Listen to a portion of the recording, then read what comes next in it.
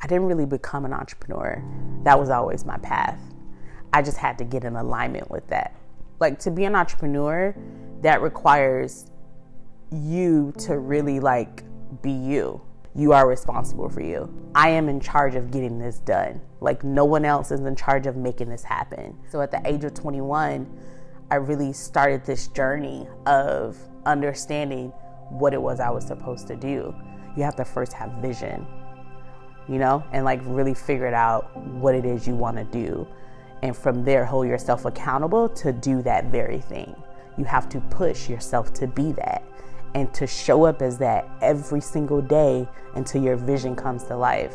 Do whatever it takes. So I think that's where you really push yourself, elevate yourself, when you really go into being your best self. And in order to be your best self, is telling your best self every day, I am, I will, and I can. Repeating it until it becomes exactly who you are. I don't think you really become something. I think, when someone says, how did you become an entrepreneur? I didn't really become an entrepreneur. That was always my path. I just had to get in alignment with that. And so much happened into my life that pretty much forced me into really being what it was I was supposed to be. So not only did I see it growing up, but I still never thought that was my path. My idea was, I'm gonna go this way. And so a lot of things happened that put me into alignment with that. And so I didn't really become it. I just had to step into alignment with that. So at the age of 21, I really started this journey of understanding what it was I was supposed to do. And at that time, I was a hairstylist. And I was just kind of doing it on the side, not thinking that it would become too much. But again, you don't become. Your path is what it is. And so a lot of people just began to know who I was. Like, I was a kitchen boutique, in my mom's house, in my parents' house, in a room, doing hair. And I feel like things just kind of got ahead of me, even bigger than what I was thinking. Here I am thinking, I'm just going to do this on the side. And it just went off so fast for me. And so I just started on a path of really helping other people. Being a hairstylist became deeper for me because I got to really help other women feel beautiful about themselves.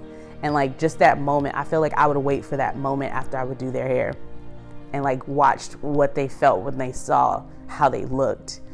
And so to me, I really began to love that, making people feel beautiful. So my first baby, which is my heart, how I started all of this, was being a hairstylist and helping transform women. And I called myself at that time, I Am Beautiful Hair. To be an entrepreneur, that takes a lot of grit. To be an entrepreneur, that requires you to really be you, but be you on a level of you are responsible for you. When you work on someone's job, you have everyone else to figure out every layer of the business, and you're just working, the job, and you're following the guideline, and you're just kind of following that. But when you become an entrepreneur, you are everything. So being an entrepreneur requires vision, right? You have to have a vision of what it is you're trying to do, but you have to also hold yourself accountable to fulfill that vision. So being an entrepreneur, I feel like a lot of people are just I want to be an entrepreneur. But then they'll get out there and say, this is too hard. I don't know what to do. So to be an entrepreneur, if you are a person that wants to be an entrepreneur, you have to first have vision, and really figure it out what it is you want to do. And from there, hold yourself accountable to do that very thing. Once you figure out that you want to become an entrepreneur and you have vision of this is what I want to do, and you're holding yourself accountable to be and to do whatever it requires for that vision, you have to hold yourself accountable, right? And holding yourself accountable is pushing no matter what, right? Pushing and deciding that I am in charge of getting this done. Like no one else is in charge of making this happen. So I think to be an entrepreneur, you have to really, like, I feel like it's very cliche. A lot of people say you just got to keep pushing. But that's really how simple it is.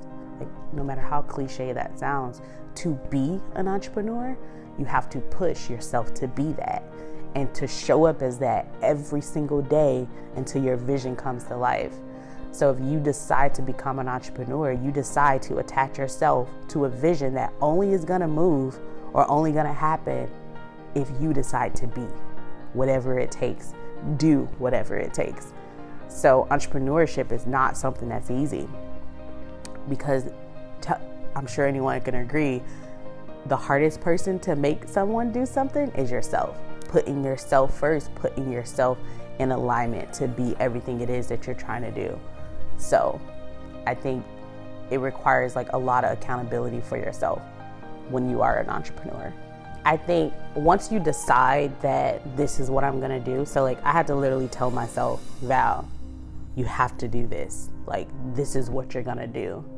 And so the reason you have to tell yourself that and have to make the decision is because you have to like really program your mind that this is what we're doing. And so how to find balance and become an entrepreneur or being an entrepreneur is your mind. I feel like our greatest battle, our greatest challenge is your mind.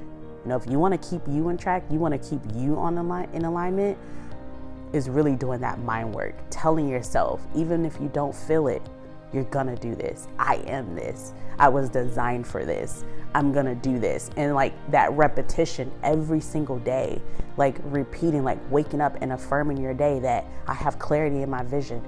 I have clarity in my business. Every day I tell myself that before my feet hit the ground. So just giving yourself those repetition steps that control your day, because there's no real balance, and like it's just gonna be like you're gonna always be here. But when you don't feel there, is telling yourself that you're there until you show up in that place. So I think that's where you really like push yourself, elevate yourself, when you really go into like being your best self. And in order to be your best self, is telling your best self every day, I am, I will, and I can. Repeating it until it becomes exactly who you are.